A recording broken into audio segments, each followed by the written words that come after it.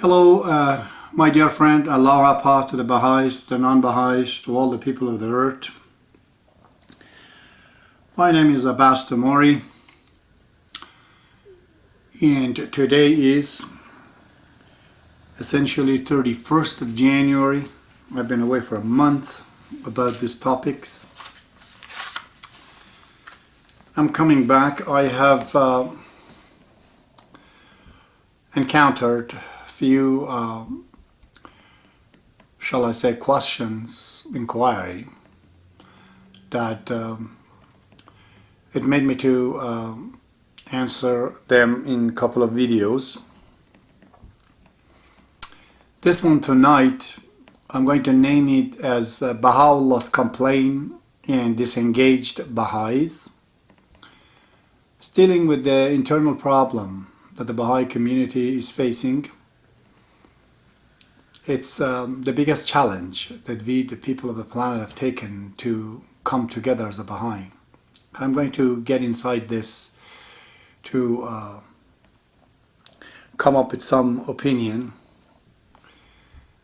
I have to use some with trepidations, not to be condescending on the Baha'is, on you as a listener. What I'm saying here is that I'm included in it. There's no exclusion. And if it has a condescending tone, forgive me. What happened is that about a month ago, I think, that I saw a video on the YouTubes about a beautiful soul, a lady that was basically crying and saying why she does not want to be a Baha'i anymore. She did not have any specific reasons, but yet she was enchanted with Baha'u'llah's prayers and whatnot. So, and I have had this happening to me all these 35 years from a lot of Baha'is that have complained, from the other Baha'is. Let me just, share a couple of them with you. I had a call from Seattle from an old friend of mine that he is a Persian Baha'i, got into business with another Baha'i, I think from Los Angeles, and that man, according to him, cheated him for $700,000, bought a building in Phoenix, Arizona that was all no good, and the guy disappeared. I remember when I came in 1984, I'm not going to get his last name, but in Sarnia, Peter was complaining from something happening between, I guess, his wife and some Persian Baha'is, with the other Baha'is, one of them in Holy Land, was explaining to me. I was really saddened, by the situation. I remember then I went to Thunder Bay. The same thing happened with a gentleman, I think his name is Henry, whose wife Betty also was seen in an obscene situation with another young Persian fellow in 1984 it was. Other time I remember talking to one of the classic singers of Iran. I had the opportunity to see this man, a lot older than me, and we had a great conversation. And he was explaining how, in a dealing and wheeling, the Baha'is, according to him, cheated him, and they wouldn't let him to publish certain this and that, and he had to go on his own and do it. And my God, he was using such a profanity language to the holy, so I concluded that this man is out of his mind. I don't know what is he talking about, but I couldn't bear it because he was using a really profane language. So, these things are there in the Baha'i community. I just wanted to tell you as a Baha'i that God and the revealer of the Baha'i faith is not naive towards these things. I've gathered 3 of the writing of Baha'u'llah. It's good to look at them. One of them is in the gleaning from the writing of Baha'u'llah, where he reveals, quote, "My captivity can bring on me no shame. Nay, by my life it conferreth on me glory. That which can make me ashamed is the conduct of such of my followers, as profess to love me, yet in fact follow the evil one. They indeed are of the lost." There's another one that's in the tablet of a splendor. He's addressing a fellow by the name Jalil. Quote, "O Jalil, upon thee be my glory and my loving providence. Verily we have enjoined the people to do what is meet and seemly, and yet they have committed such things as have caused my heart and my pen to lament. Incline thy ear to that which is sent down from the heaven of my will and the realm of my good pleasure. I sorrow not for my captivity, nor for the things that have befallen me at the hand of mine enemies. Nay, my sorrows are occasioned by those who claim to be related to me, and yet commit that which causeth the voice of my lamentation to be lifted up, and my tears to flow." This one is in a tablet called Jawahirul Asrar, the Essences of the Mystery. It's a Persian. It's in the Baha'i site.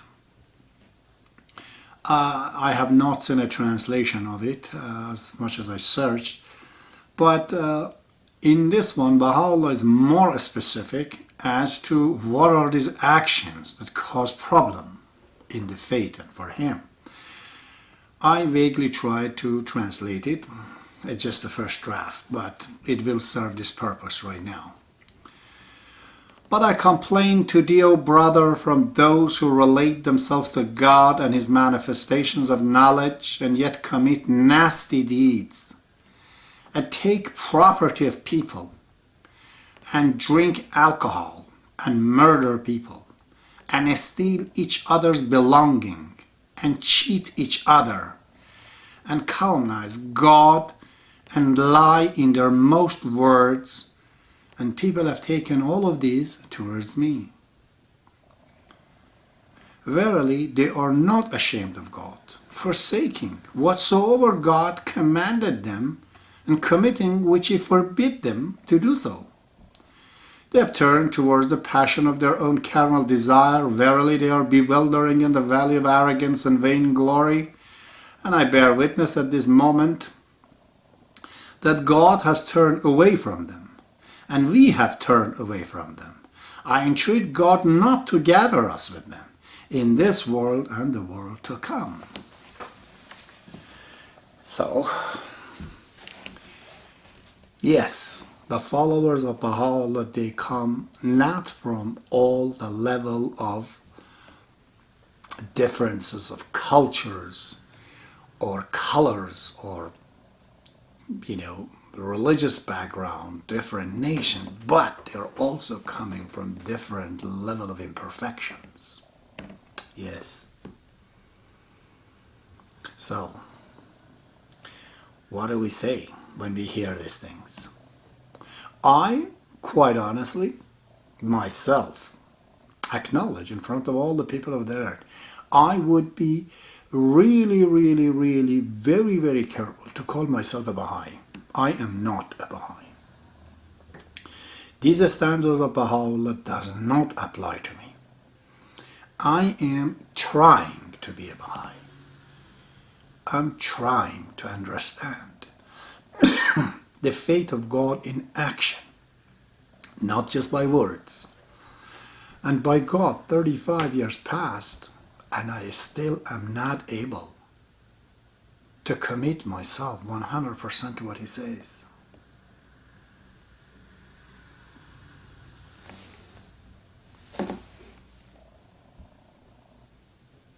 He's intelligent, I am too. It creates I am too. I'm 50 years. He's, I don't know how many years. Infinite years. What could I be to challenge any word, anything he says? I have reservation on my understanding sometimes. But this is what we have to understand when we teach people about the Baha'i faith. That, okay, now you understand, unlike the rest of the mankind, what the solution is and where the problem comes from and what do we have to do. But you're going right now at this point among the Baha'is that they may not all that follow what you think you want to be followed. So be aware. If you see they're not good, don't get angry at them. Then feel like a teacher, see what you could do to make them to feel better. Criticizing the Baha'is is exactly like a person, a sick man, coming, I've given this analogy before, going to the hospital, he himself going for a hospital because his hand is broken or, he has some kind of a problem. But he's bothered by all other sick people around him. Well, what do? I say that your sickness is better than them, their sickness is better than you. We're all sick. We have to be careful. You see? So, I remember once we had an argument with my brother who's a staunch Muslim, that the reason he says that the regime of Iran is not able to bring the true Islam is because the followers are not real Muslims. I told him, brother, if that is the conditions, if the people have to be perfect, then why do you need to be Muslims? Well, what would be achieved by being a Muslim if they're perfect already and they're good according to you that they should be? He pondered, on what I said. But myself, saying too that the Baha'is are not supposed to be perfect. They're supposed to be different, but they're also are to be imperfect. We are imperfect. The only difference between the really Baha'is and the non-Baha'is is that they don't know that they're sick, and they don't know also where the hospital is. They don't know who the physician is. We know the hospital is the Baha'i faith. We know the physician is Baha'u'llah. We know the medicine is the faith of God. And this is the difference we have with other Baha'is. As long as we act upon it. If we don't, what would be the difference between us and them? We're worse off. Because we know what to do and we're not doing anything about it. At this they don't know. So, Baha'u'llah's condition for creating a Baha'i government, a Baha'i society, a Baha'i community is not that we are perfect, no. All he wants to know from us, this is in Islam as well. The first verse in Quran actually is that Baha'u'llah wants to know that we acknowledge that he is the physician and we are imperfect. It might be good for ourselves if we want to live all up by ourselves on a planet, but if another person comes in, that's where the trouble comes, because we don't know how to communicate. We don't know the lines of communication between us and other people. We always think it's money or sex or sociological problem. It's not. There are other things. There are many connections that has to be made between us and people to create that proper, communications. So, but Baha'u'llah has created a system that out of imperfect being, he's creating a better society. That is the miracle of Baha'u'llah, you see. So, he looks at Abbas and he says, okay, Abbas, I see that you have a couple of percentage of good things in you. And you can look at Joe, okay, you have some 15-20% buried in you. I looks at Pam and say, Pam, you got some 20% good in you. I'll see you together. All right. Now, if you go together yourself, Pam comes at her good 20%, but I'm not sharing my 1% of goodness. I'm trying to show my 99% bad side to her. Then we can't be friends. Because she's giving me $1, I'm giving her pesos, She's giving me something else, I'm giving something else. That's not fair. And plus, we don't even know. The guy talks about his spirituality, his trips, all of the things that he has done for the cause of God, and I'm trying to talk about how much of real estate I sold and how much of money I made. These conversations are totally not compatible. So Baha'u'llah says, all right, I see 10, 20, 50 of you are together. Every one of you have certain percentage in you. One thing I want to know that you guys are accepting me, the Baha'u'llah, is the center. Good. Now, Baha'u'llah becomes the magnet, the center of goodness. So, I'm a multidimensional person, but because the magnet is Baha'u'llah, only 1% of me can get connected to him. My 99% is out the door. Pam is 20%. He takes that 20%. Derek is 15%, gets 15%. So together, 10 of us is 1,000%, but he let go of the 900% of it and just creates 100% good society in the center. If we are turned towards him, though. To see this in a practical way, although this kind of a complaints are from the Baha'is, from each other, which some of it is sheer shame, what I just told you and what Baha'u'llah says, cheating each other. But most of it is, ethical issues, is the moral practices, is the understanding, the concept, the way we perceive things, okay? Our understanding situation, and that comes together, clashes. So, Baha'is, in the formula of Baha'u'llah, they elect 9 people, we call it local assembly, national, and the universal. Yourself be the judge as a Baha'i. Have you ever seen a local or a national assembly behave like the individual Baha'is sometimes? No.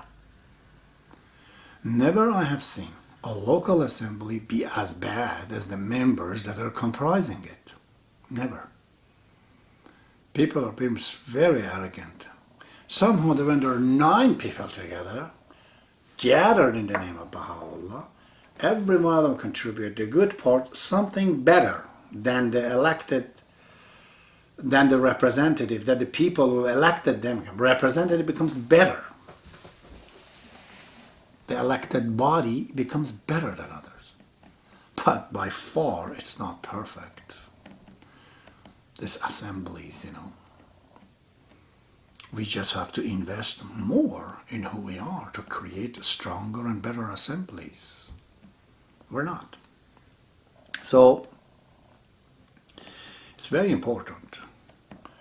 I'm saying to the Baha'is and to those who just became Baha'i, do not think for a moment that the assemblies or the national or, God forbid, universal laws of justice are responsible for these things. They abhor it. They totally despise it. They do not like it when there's problem among the Baha'is, especially over these issues. They don't like it. Nobody likes it.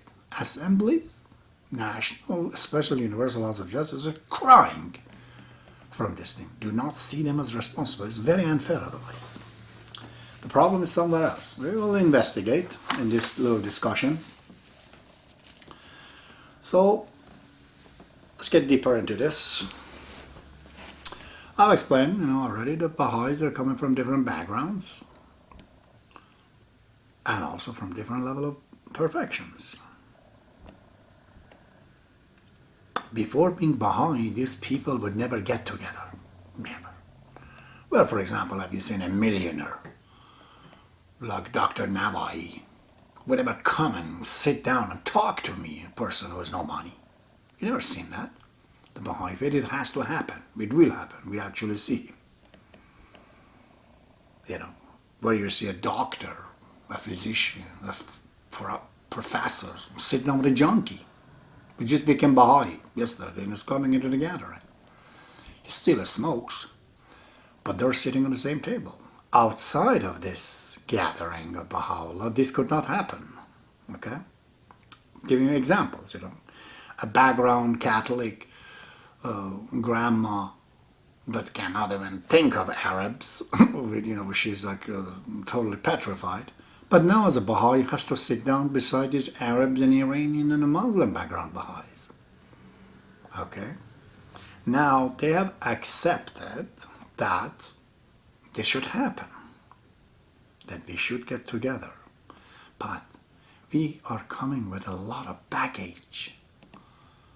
And these are attitudes, conduct, behaviors, customs. How are we going to handle all of those things at once and forget about it? That what I was thinking about the Arabs, what I was thinking about the junkies, what I was thinking about these illiterate, uneducated people. And forget all of that and come together. Very difficult, isn't it?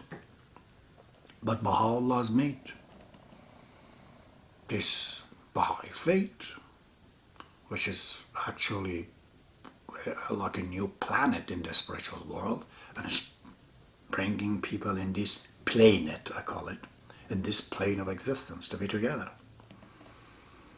So this is where the problem comes.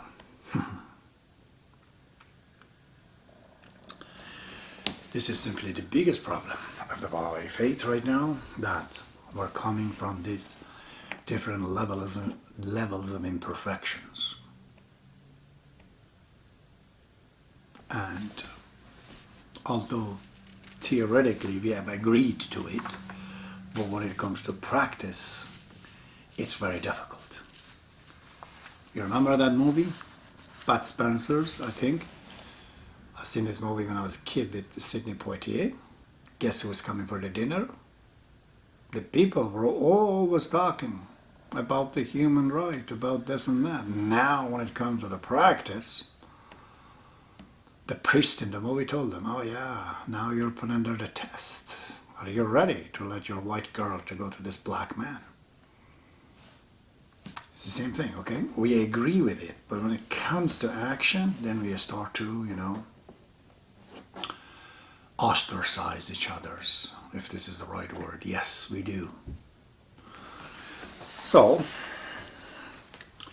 why aren't we were together as a Baha'i? And why did we come together as a Baha'i? This is the questions. Before being a Baha'i, we could not come together because there was no media, there was no understanding, there was no magnet, there was no common goal for us to get together. This guy was a junkie and I was a professor and that guy was a doctor, and this guy's a feminist and that guy's a gay. There's no common ground for these people to get together. Then there is a peace, because they don't talk to each other. Now I want to bring them together, there's going to be fight. There's going to be war. Because all the imperfections in the relationship comes together. You see, the moment the light comes in, it will show up. Imagine we're in a dark room. We're put in jail. All kind of us, we never see each other's face. And suddenly a light comes in the center, boom, the room, gets enlightened. Wow, I look on my side, this guy's a leper, and I've been talking to him. Phew, this man has AIDS. That is it. The light of Baha'u'llah is the same way. When it comes, when we go under it, and we say we are Baha'is, all these bad things comes out. This is Baha'i, sometimes they behave worst before they were a Baha'i. Because before they were not in a hospital, they were on their own. If they had leper or AIDS or any damn things, nobody was around except their own kind. Now they're coming together under the light in front of the hospital. Of course there's all kind of sick people here. And you're trying to prefer your sickness over others. That's all it is when you're complaining from people. But we're going to have to find a solution because, we philosophize it, but the annoyance is there. This is what I gathered. That the question that I asked, why did we come together as a Baha'i? Because we accepted the principles. We agreed that this is the right things. So when I come into the Baha'i gathering, I cannot bring my baggage, my professorships, my big bank accounts, my experience, my gender problem. Those are not the reason we're here. We have to do some activity. We cannot just sit down and stare at each other. It's like, what to do, Joe, what to do. It's a strange gathering, Baha'i faith. I've seen how a redneck sitting beside this, Arabs and that Indian, Chinese. Amazing gathering. Outside of the society, these guys are not together. There's a China city, I don't know, there's another Italian city within Toronto. So all kind of sections. They don't come together. Now Baha'ullas put them together. There's only one solution. The solution is that we have to come here because we understood that these principles are correct. We have imperfections. We want to do two things. We want to make ourselves better, and we know we can't do it in the first days. And we want to make others better.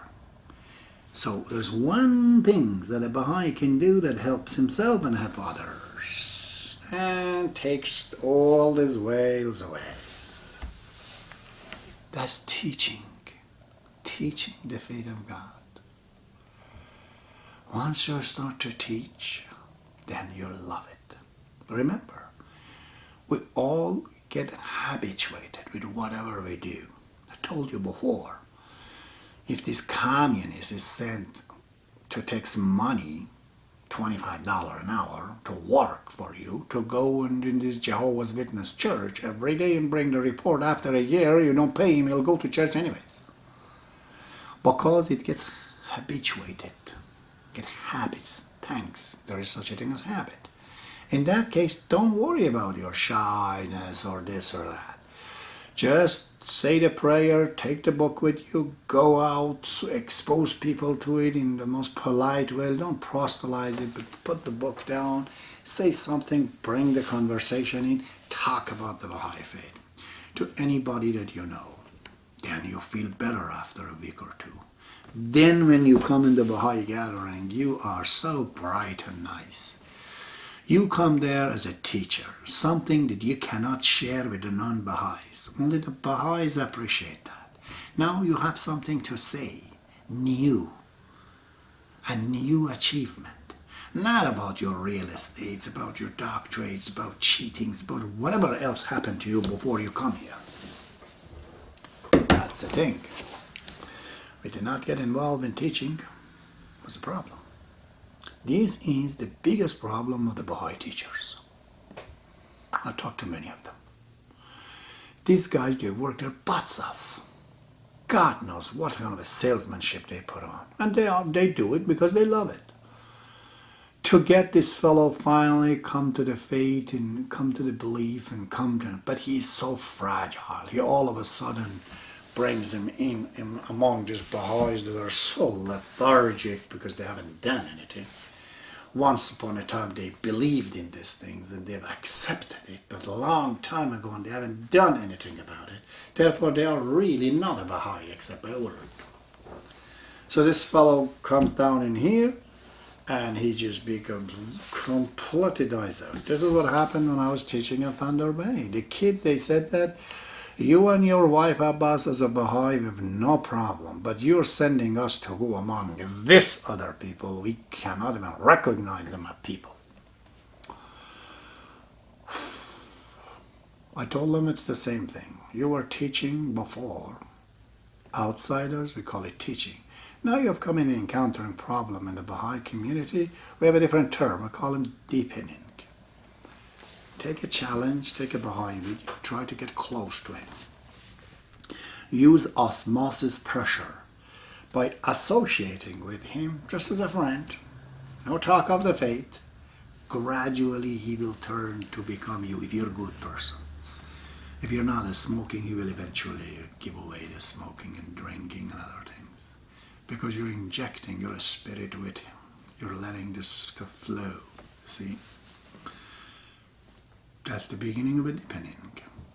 Now we have to deepen ourselves. So this is the problem, okay? I, as a teacher, always had that problem. So, but I learned my lesson. I warned the Baha'is that, listen, Baha'u'llah's complaint from his followers. Today you are fired up and feel good. It does not necessarily mean that you're going to be all the time like this. But you're going to see a bunch of people that they were like you when they became Baha'i, but they changed later. So be aware of that. Take it as a challenge to go change them and fix them. Feel good. But you can't really affect the Baha'is by words, by attitude, none of it. They've seen it all. One thing I know it does, when you're teaching, the spirit of the teaching, it's something so amazing. I went with the young boys, Anglo-Saxon White, Jesse Urema, David Troop, I don't know, 20 years ago. They were young kids, 18, 22. When they happened from Thunder Bay to go to Montreal, well, when there was a meeting there on the Environment Day about David Suzuki were there and whatnot. And Nasrallah was with me. I said, Nasrallah, watch what's going to happen here. He says, what? I told him that dynamite is going to get inside this place. What? I said, just watch. So we come in.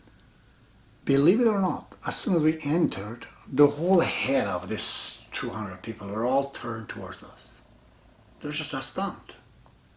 The whole meeting changed.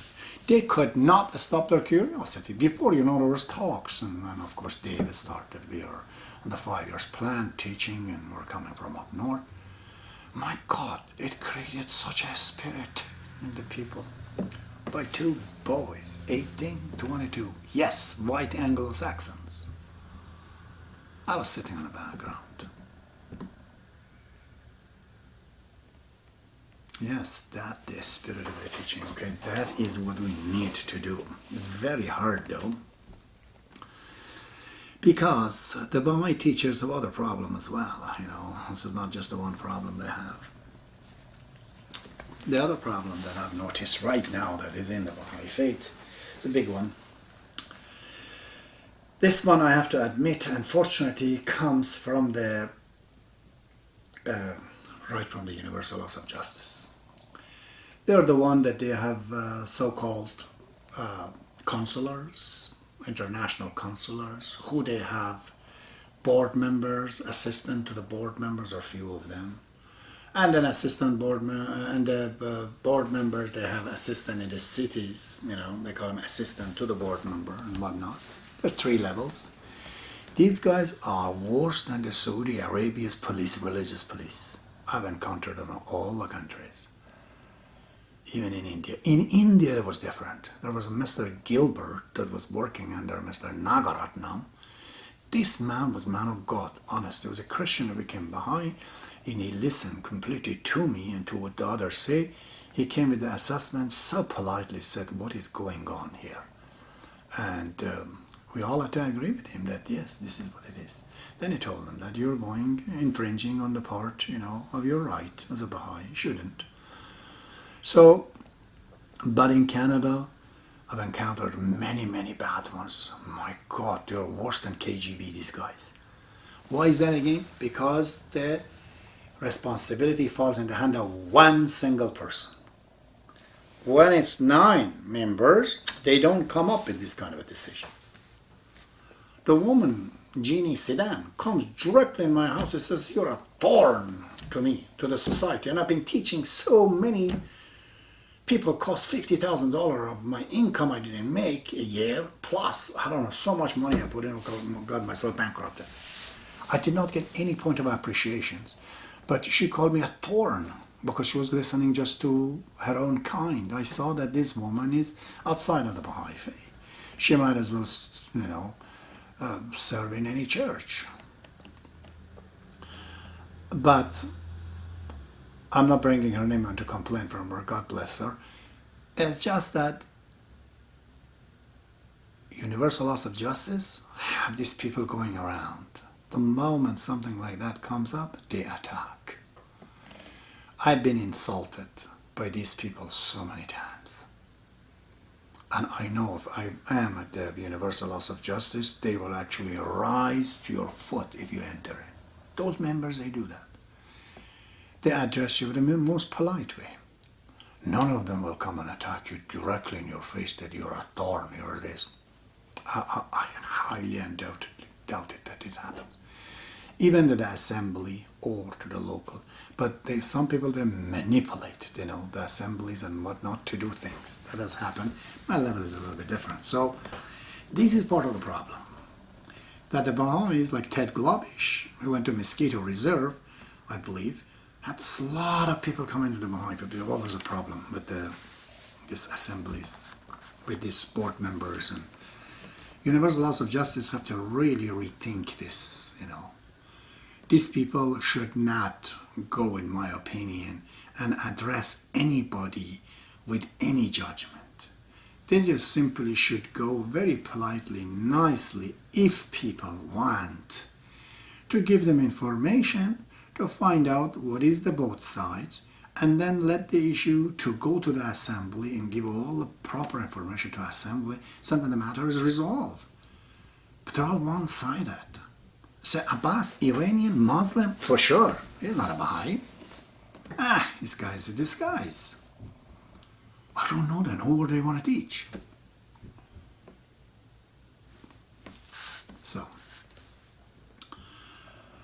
So back to the question again. The difference between the Baha'is and non-Baha'is, my friends, my dear beloved friends, is nothing. Except that a Baha'i supposed to know what the solution is and where the solution has to come from, even if he doesn't know it. He has unveiled the secret of what to do. The acknowledgement of that is in him. So he has to do something about it in his ability. If it doesn't do anything, so might as well not to be a Baha'i. You see? There's the point of being a Baha'i. We have to appreciate each other. You don't believe in it, as Abdul says, fake it. Just find, not just by word, by reason, detect it. To see what good this guy has done, what good that guy has done. Mention to them their greatness, their goodness, I'm not saying feed their ego so they like you, no. But we all need to be appreciated, you see. I do not make mistakes. I do not want to be appreciated. Believe me. I'm not by the Baha'is. So, but I've seen everybody else is such a sucker to be appreciated for what they've done. Just have to say the good things. The good thing that's true, not untrue, but the true things, And definitely stay away from backbiting. Again, I'm not saying don't bring even the name of the people, no. Backbiting is I've explained to it already before. It's a malicious way of talking. Sometimes we're giving information about an incident and where we bring the name of the people. We don't mean to backbite anybody. We're saying these things because we're looking to get an opinion from somebody else. The guy did that and that guy did this and we did this. What do you think we should do? Sort of things. But when I'm running judgment, to say, hey, listen, don't listen to that guy. Watch him. He might cheat you. Oh, watch that one. He's an Iranian. Or that one. This is an Arab. That guy's a redneck. Oh, this guy used to be this and that. Watch it. Don't let him to come in. This is backbiting, you see. You're intelligent enough. You know what backbiting is. Stay away from it because that's just the biggest virus that can penetrate and kill everyone.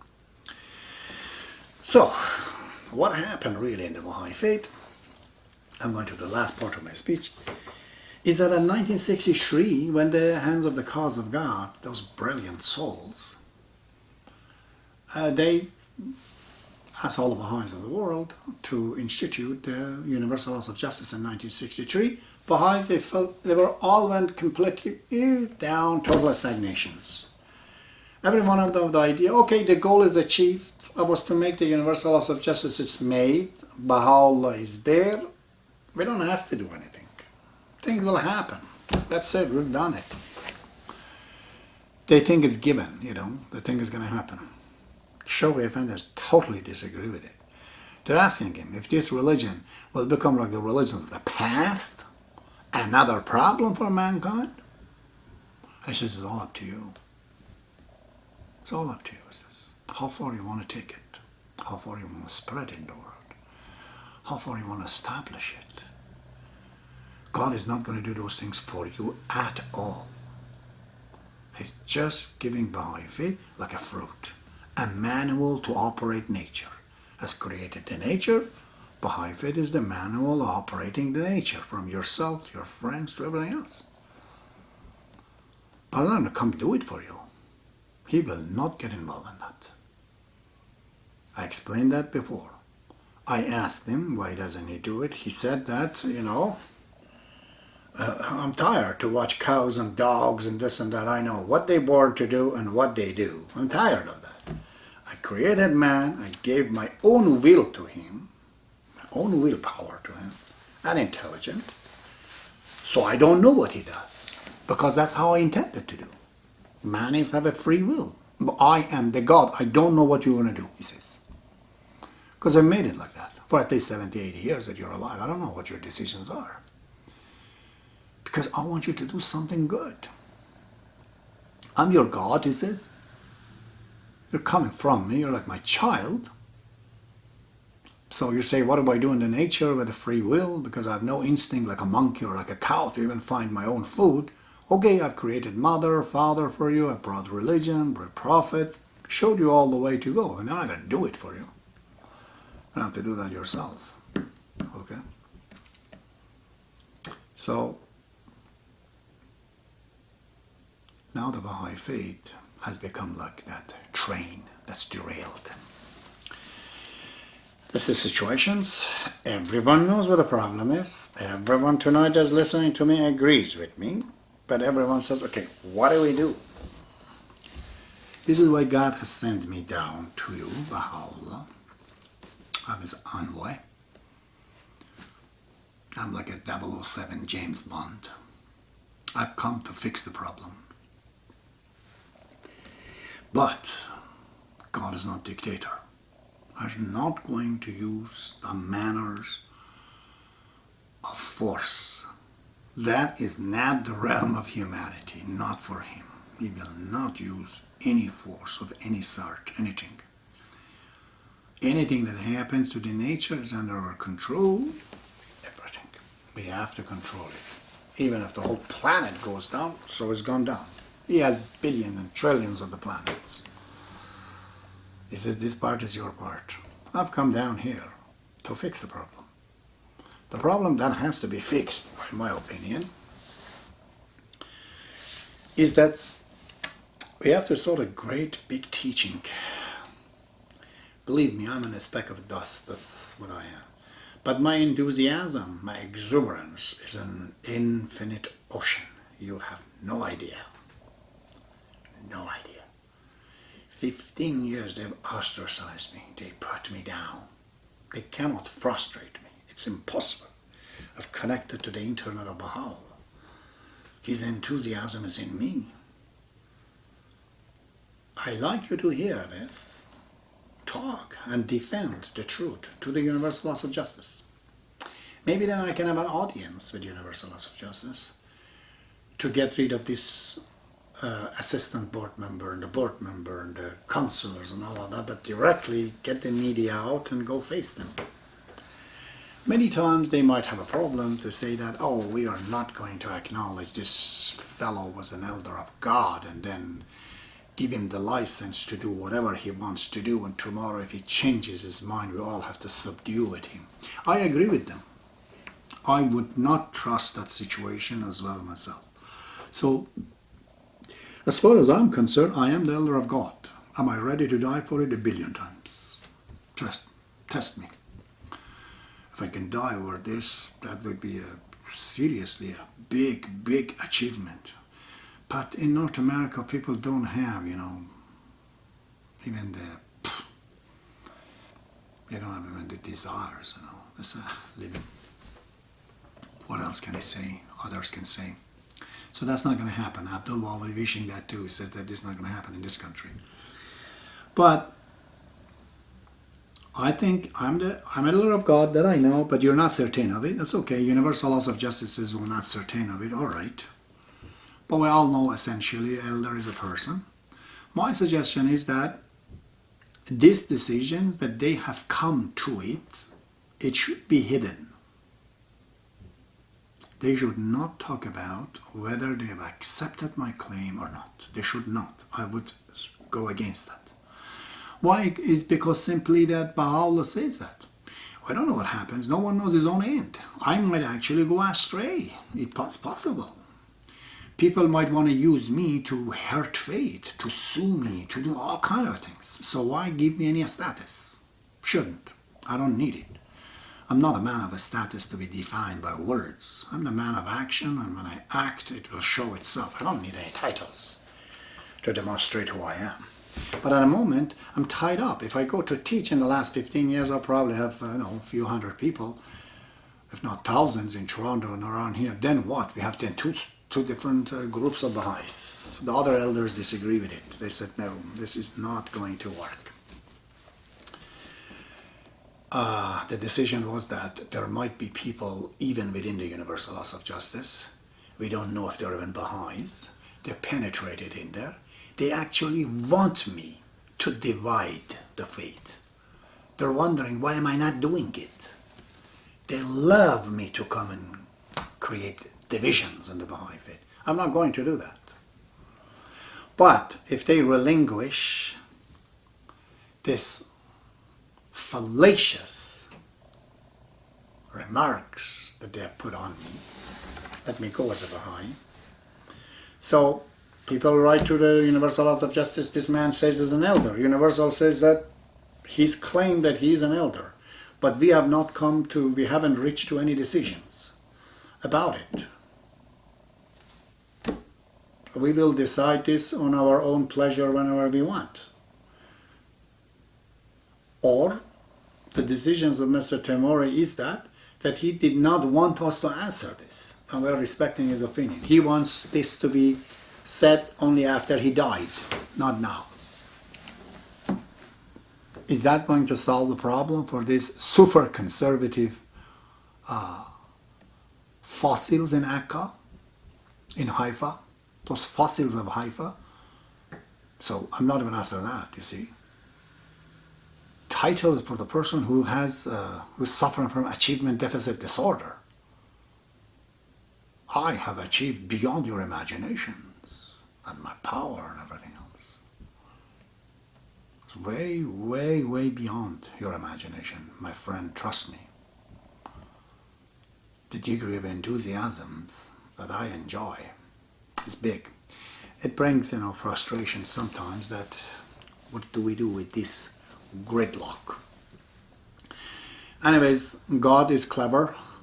This is why I taped all of these things. So maybe then I die and then my tapes, which is me among you, then might dominate and do the work. But I know I have to be here. If I was unleashed by this universal laws of chastise,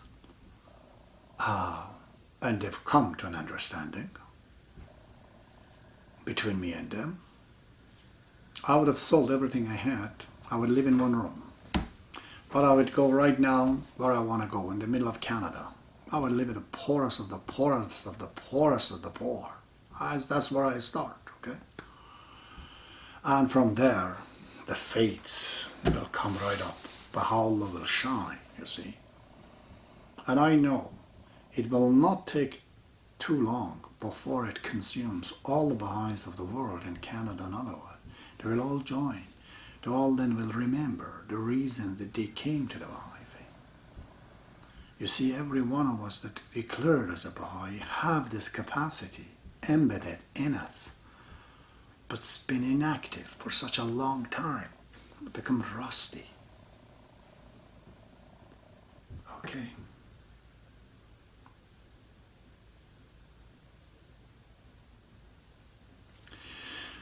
All right. Time is 11:30 right now. I think I spoke about an hour. I would have to speak about next time. I'll have another topic.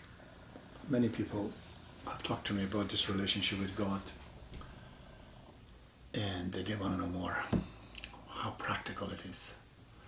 I will talk another time about this, and I try to work on my finishing those Persian lessons I want to do, and then I'll talk about to you those things, and then go to translate the Baha'u'llah's poetry for you. Allah, God be with you.